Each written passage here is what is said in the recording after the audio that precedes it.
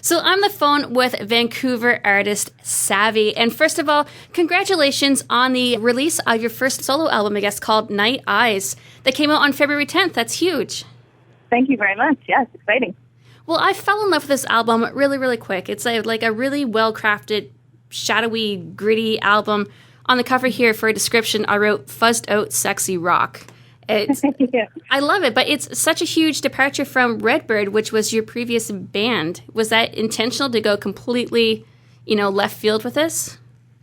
It wasn't intentional in the sense that I was really decided I am not happy with the way Redbird sounds. Let's do something different. It was kind of more of a natural progression, really, the kind of music that I was listening to and the sounds that I was drawn towards was just really leaning in that kind of edgier rock and roll direction. And so I thought I should embrace it. Well, it's got a great little bluesy noir undertone to it, too, especially on tracks like A Fall Again has a very much a Black Keys, vibe to it. And yeah. Well, I also noticed that it was co-written and produced by Matthew Rogers, and I'm a huge fan of Harpoonist and the Axe Murderer. So, again, did that influence your sound a little bit, too? I think definitely, yeah. That kind of Black Keysy sound is something that they are really great at, and it was a great collaboration for me because he was definitely able to get those kind of tones and sounds going. And I hadn't worked so closely with a producer in the past.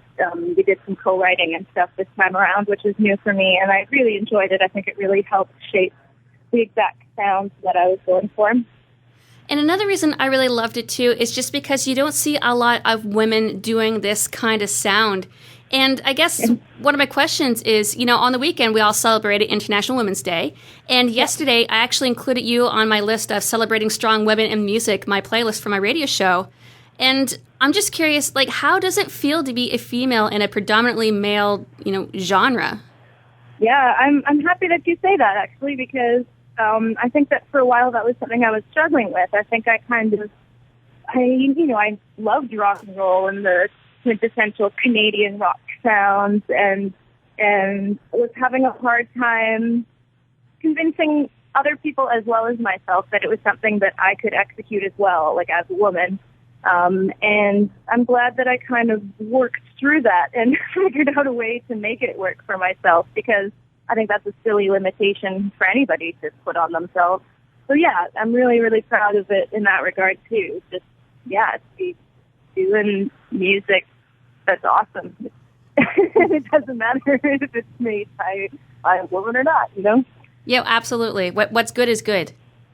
And I also read that you have fully taken over your own music career as well. That's huge. Yeah, I decided to release this on my own record label, which was essentially what you're doing as an independent artist anyways. And I figured I might as well kind of take the credit for it and make it official and kind of make it something that I can establish with the coming years if I want to.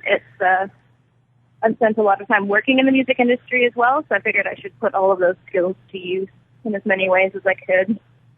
And it's a lot of work, but are you still happy with that decision? Yeah, so far. I think it's always nice to build on your team. I'm definitely not averse to that. But it's nice to kind of not wait for somebody else to make it happen. I think if you start something and other people get excited about it, then it's easier for them to jump on board because they can see that you're already putting in a lot of work, you're putting in the effort, you kind of know what you're talking about. And there's no point in waiting around and for that, magic fairy godmother who's going to, tap you on the head with a record deal and make everything perfect. And I was wondering, too, the blogs on websites and stuff that do, album reviews, you're getting, a ton of great, coverage on your album. Do you actually read your own reviews?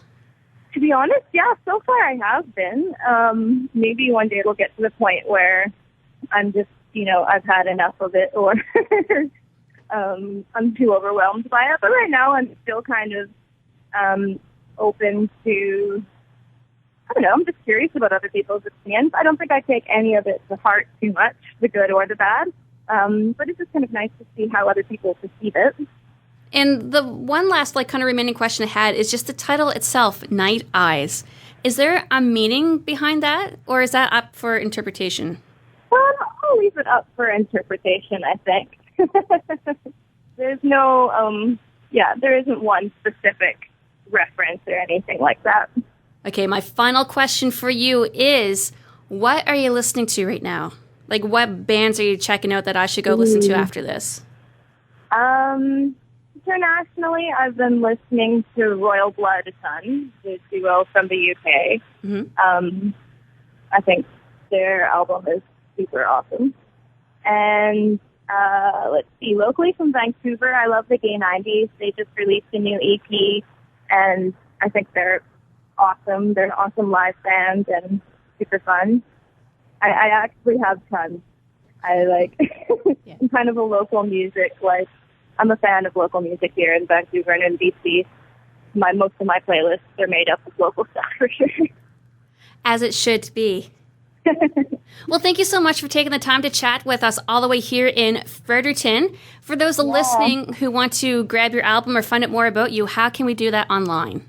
You can find everything at SAVVIEmusic.com. And I'll actually be heading your way in a few months.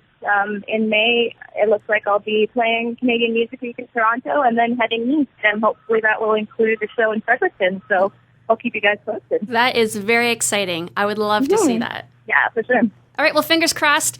And best of luck with everything you have going on out west at the moment, too. And hopefully we will see you in the east. Yeah, sounds good. Thanks very much for your time.